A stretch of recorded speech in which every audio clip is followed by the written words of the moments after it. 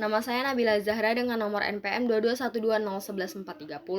Nah, dalam hal ini saya akan menjelaskan terkait analisis kedudukan dan kewenangan tim pengawas mekanisme perubahan perilaku berdasarkan pasal 35 ayat 2 Perkom KPPU nomor 1 tahun 2019.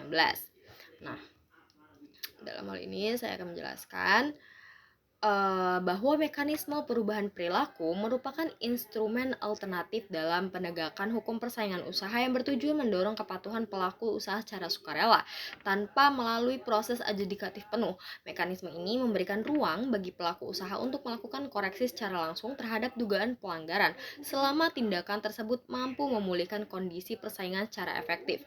Nah, dalam hal ini tim pengawas yang dibentuk berdasarkan pasal 35 ayat 2 Perkom KPPU nomor 1 tahun 2019 memiliki kedudukan strategis sebagai organ administratif yang berfungsi menghubungkan pelaku usaha dengan majelis komisi dalam memastikan pelaksanaan komitmen yang telah disepakati, walaupun tidak bersifat adjudikatif dan tidak memiliki kewenangan menjatuhkan sanksi.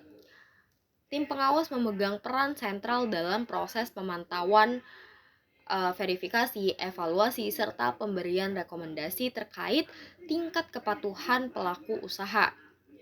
Nah, kewenangan tim pengawas mencakup pengawasan periodik, verifikasi lapangan, pemintaan klarifikasi, penyusunan laporan evaluasi, serta rekomendasi lanjutan kepada majelis komisi. Seluruh kewenangan tersebut berimplikasi langsung terhadap kelanjutan mekanisme perubahan perilaku. Apabila ditemukan ketidakpatuhan, majelis komisi berwenang mencabut penerimaan komitmen dan melanjutkan proses pemeriksaan ke tahap lanjutan hingga menjatuhkan putusan. Nah, kemudian apabila pelaku usaha tidak menerima putusan KPPU setelah pemeriksaan lanjutan, upaya hukum tetap terbuka melalui mekanisme keberatan di Pengadilan Niaga dan Kasasi di Mahkamah Agung. Hal ini menunjukkan bahwa mekanisme perubahan perilaku tidak menghilangkan akses terhadap upaya hukum, tetapi menjadi sarana preventif ditempatkan sebelum jalur litigasi ditempuh. Dengan demikian, efektivitas instrumen ini sangat bergantung pada kesungguhan pelaku usaha dalam memenuhi komitmen secara optimalnya. Peran pengawasan dijalankan oleh tim pengawas. Nah, dalam hal ini sejalan dengan praktik penegakan hukum persaingan internasional pula seperti komitmen decision dalam Uni Eropa maupun consent decree pada yurisdiksi Amerika Serikat, mekanisme perubahan perilaku menjadi instrumen yang mengedepankan restoratif justice dan forward-looking remedy. Fokus bukan pada penghukuman, namun pencegahan kerusakan pangsa pasar yang lebih besar. Nah, dalam hal ini, majelis komisi kemudian memiliki kewenangan untuk menilai apakah komitmen tersebut relevan, layak, dan memadai untuk menghilangkan dugaan pelanggaran.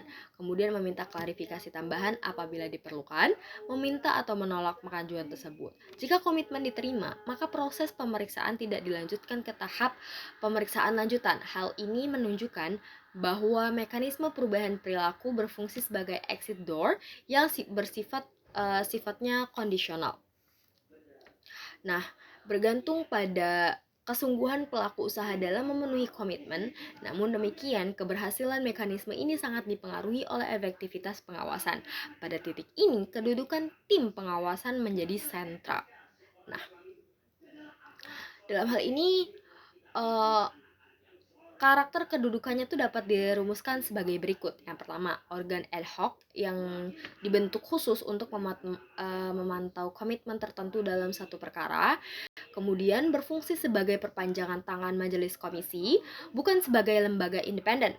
Nah, kemudian tidak memiliki kewenangan menjatuhkan sanksi, namun berwenang memberikan rekomendasi kepada majelis komisi, menjalankan fungsi verifikasi dan evaluasi administrasi terhadap pelaksanaan perubahan perilaku.